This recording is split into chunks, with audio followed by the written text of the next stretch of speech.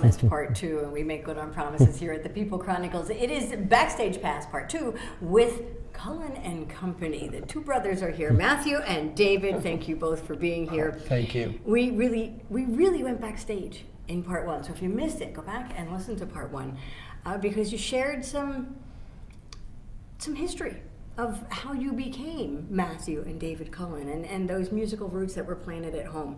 And that's a fascinating story, and I think it's good for all parents to hear because it's amazing the little things that you do that can really blossom into these beautiful flowers, and that's what I have right here. So you've planted a garden, if you will, and Cullen and Company will take the stage at the Inn at Reading this year. Last year it was at the Crown Plaza, and now you're going to the Inn at Reading. Last year it was Jazz is Dead, and this year it's a blues soup, if you will. Is that a fair? I would say so, yeah.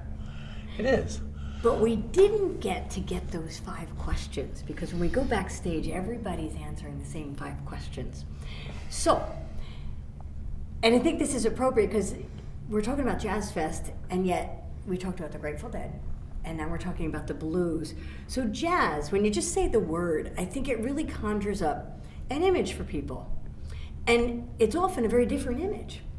So I'm going to ask you first, what does jazz mean to you? It's a way for us to perform and improvise and pay homage to an American style of music. Beautiful. And when somebody says jazz music to you, because you play lots of different genres, what do you think of? I think of a feeling of just being able to take a form and play over it, and kind of use it as a vehicle to play melodies and rhythms that have not been played that way before. Is it often original when you talk about these melodies and rhythms? Well, I mean, are you making it up as you go? You're playing to a set of chords, right? And you may play a set melody in the beginning. Yes. But then after that, you're able to take that and just make like a variation on all that, just depending on how you hear it, how you feel it. So it goes somewhere else. Depends who you're playing with, because it's going to sound different with different. It's always different. It never can be the same. Always different. Yeah, it's never going to be the same. That's what's great about jazz. Yeah. Okay, how has jazz impacted your life? Well, for me, it was something that I enjoyed growing up. My dad took me to some of my very first concerts to see jazz bands that he liked, and local was the Pretzel City Dixieland Jazz Band. And the New Orleans Band. And the New Orleans bands, and he took me to the Cool Jazz Festival down at the Academy of Music in Philadelphia when I was very young. So I do remember that, and that inspired me. Got to play some jazz in high school and some jazz in college, and always had a jazzy feel with being a fan of Steely Dan. So it's inspired me musically, but it also was something that I got heavily involved in with production when I started volunteering for the Berks Jazz Fest and doing all the production. And now I feel part of the jazz family and the production crew. It's crazy, that's how I first met you. Yes. And I never knew you even played Right. the drums. And it's like, wow, wait a minute. He went from there to here, and it was like that. And there was a best kept secret. Yes. So I'm glad you let that one out of the bag for all of us to enjoy. How about you? How has jazz music impacted your life? Oh, goodness. It's allowed me to form relationships with other great musicians. I'd say that. It was probably the biggest impact. Because when you play jazz with somebody else, you are forming a relationship with that person. Oh, that's an interesting description. So I'd say from a totally personal way. I'm not so, how can I say this? My audience, I'm not really thinking about my audience. I'm thinking about who am I playing with right now on this stage? What is my relationship with that person? What is my musical relationship? How can we take that? That makes sense, because the musicians, especially when you wander off, you're kind of talking to each other musically. It's a conversation. It's very personal. I never thought of it You like want that. to play with people you like, that you trust, who get you. You get them. Yeah. It's very It has to be just right. So it's about building relationships. It really is. Yeah. How about mentors?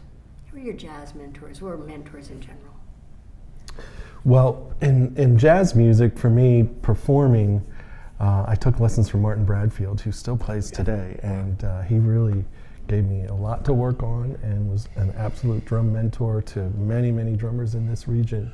And he's known nationally for his method books. Oh, wow. Yeah. So we were fortunate to have him as a drum instructor at 2 local music stores in the area when we were growing up. Zezwitz. Was that one? Fred's of them? Music. Oh, Fred's Music. Music. Okay, And- okay. The early one And downtown. in West Reading, Yeah. Oh, at- way early. RJ's Music, A&R Music. A&R. Strolling down memory lane. Horse Music Store on Penn Avenue. Oh, So way what a back. fabulous drum teacher he was. And in terms of learning the festival management and festival production, Gary Spencer and John Ernesto have been great Yeah. mentors of mine. That makes sense. They are. Me as well. How about jazz mentors for you? Oh, it's kind of hard. I Yeah. mean, I have, in terms of just musicality and playing, a guy named Ralph Towner plays classical guitar and jazz together.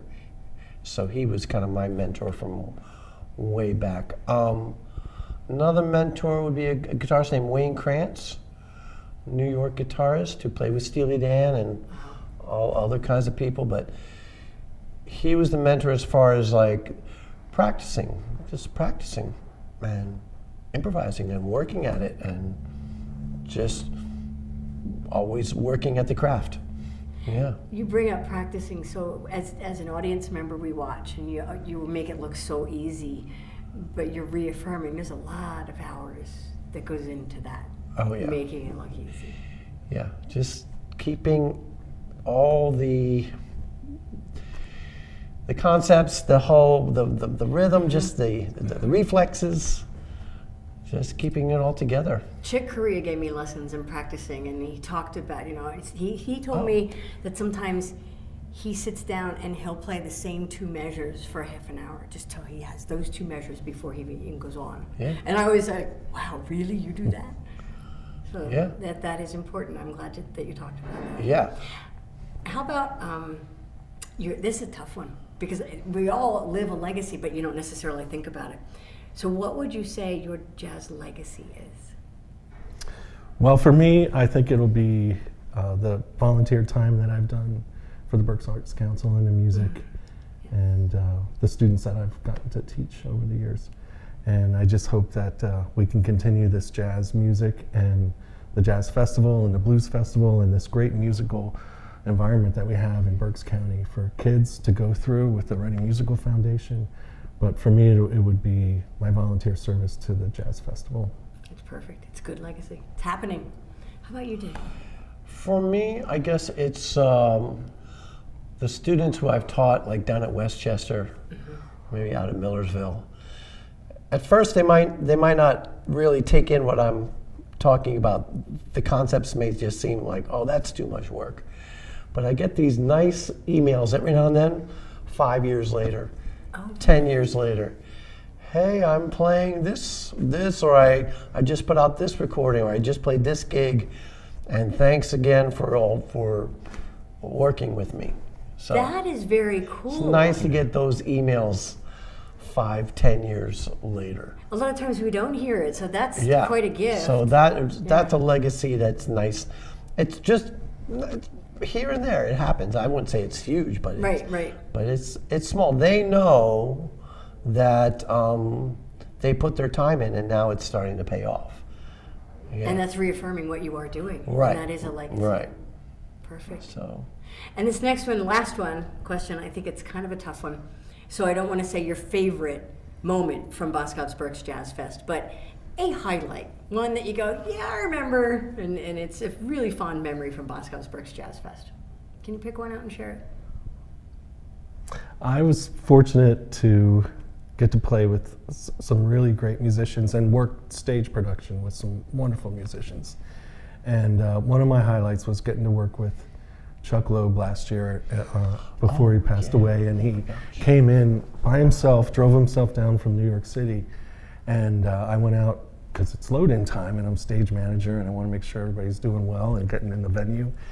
And I picked up his guitar and his equipment, and he said, you know, I'm just not doing so well. But he didn't go into a lot of details, and he asked if I could be his guitar tech tonight while I was doing some stage managing. And I usually drum tech, and I do backline, and I set up equipment, but I got to handle Chuck's guitars and set up his rig, and it was a highlight of my night to give him a hug and shake his hand, and that was the last time I did get to see him. Wow, that's quite a memory. It's very poignant. I'm going to stay with the Chuck Loeb also. Yeah. So I was playing at the Peanut Bar with a little trio, with an organ trio, for just an earlier event during the week. Okay.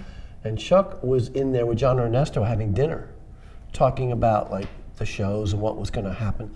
So Chuck Loeb comes up to me and he says, "Hey man, I'll tell you what, you sound great." He says, "Hey, what are you doing tomorrow night?" And I said, "Nothing." He said, "Well, we need another guitarist for the All-Star Jam. So can you come play the All-Star Jam with us?" Wow. So I got to play that All-Star Jam with, you know, great drummer Keith Carlock, you know, Bikiti Kumalo, Gerald Beasley, you know, Eric Marienthal, all the guys. Wow. And he was nice enough to include me and say, "Come on up and play."